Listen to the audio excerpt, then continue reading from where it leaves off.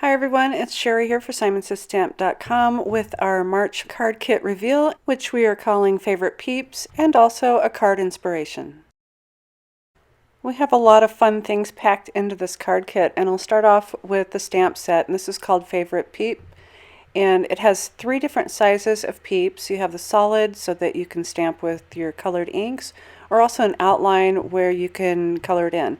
Also a lot of really fun messages to add to your Peeps, and also some faces. For the first time, we're also including the coordinating dies for the entire stamp set. So that has your 3 different size Peeps and also a bunny tail and a bow. Another popular item that we've included in the kit are 2 watercolor sheets, and these are pre-printed that you can use to color in with your pencils or Copics or also your watercolors. So those are printed on watercolor paper. We've also included a bag of sequins, and these are specially mixed, so they have a nice pale yellow along with some yellow beads and also some clear. We're super excited to give you guys each a random color of the Distress Crayon from Tim Holtz. So you get one of the 6 colors from the Bright selection, and you can use these on your printed watercolor papers. The printed papers this month come from Cartabella, the Spring collection, and there are 12 sheets of double-sided paper, and I'll go ahead and flip through here. So some of the backings have more solid type prints, and the front have a more bold type print with stripes and bunnies and a gorgeous plaid. Some also have springtime messages or sayings that you could cut out and put onto your card. And some of the patterns could be used to go ahead and die cut a peep. The colors are all really nice, really well mixed, and perfect for making your cards. Also included in the kit are 5 of our 100-pound cardstock.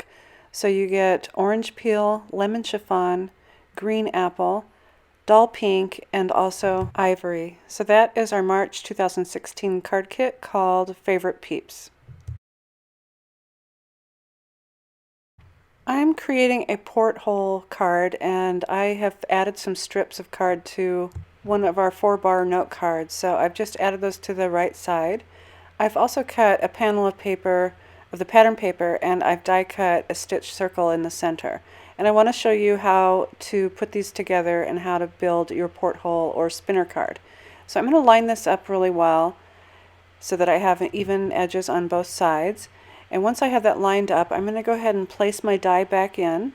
And then I can use a pencil to trace the inside of that circle, which will tell me where to place the die once I've removed that front panel. Now I can line up my circle, and I have some post-it type note paper here, and I'll go ahead and tape this down, and I can run this through my die cut machine. I should note that when you do run this through your die cut machine, you should run it through open, otherwise you'll cut a second circle on the inside if you keep it folded.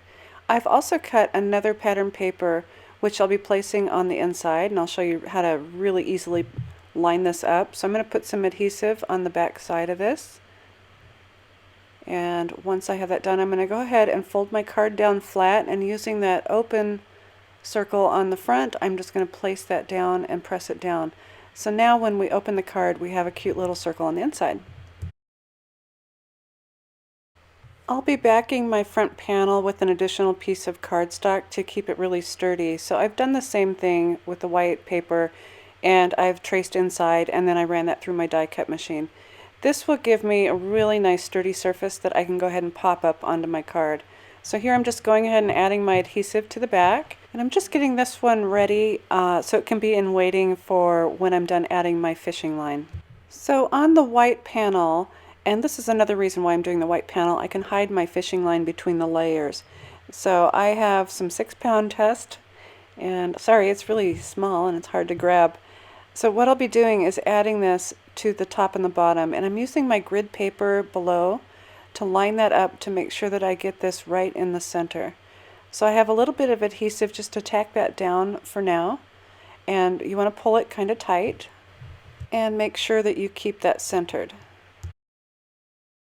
I've grabbed a little bit of Scotch tape, and I'll just go ahead and place that over the fishing line, and then I can fold that back over on itself and add another small piece of tape, and that will keep that from slipping, because fishing line is really slippery and it will come off from your adhesive. So If you put tape down, fold it over, and then put another piece of tape down, it'll hold in place, and then you can just trim off those ends.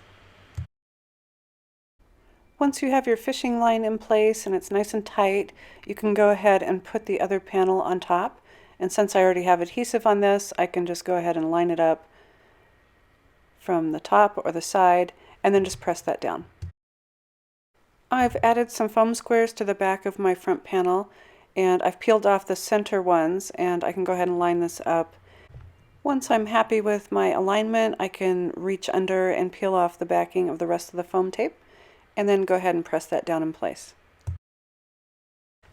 I have die cut a couple of the medium little peeps, and I have used a green paper. And now I'm going to just add my adhesive, and I'll be putting these back to back and sandwiching that fishing line in between. So with the adhesive on both of the bunnies, I'm using my grid paper to line up to make sure that I get that right straight in the center, right over that fishing line, and I'll just kind of rub my finger and press that down just a little bit. Now I can go ahead and line up the other bunny and put that together, and that creates the little spinner.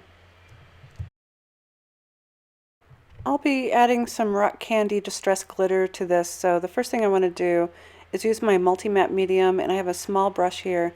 I also have a paper that's sitting inside my card so that I don't get any of the matte medium on that inside of my card, and also I'm using it as a catch for the distress glitter when I'm done putting my multi-matte medium on. So once I have that really well spread out, I can go ahead and start sprinkling on my distress glitter. When I'm done, I'll tap off the excess and allow this to dry, and then I'll flip the bunny over or do the other side and do the same process. Here is a close-up look of my spinner or suspended bunny, and I've also added a bow around that panel and also a greeting that says Happy Easter. I hope I've given you some card inspiration for our March 2016 card kit, and as always, thanks for watching.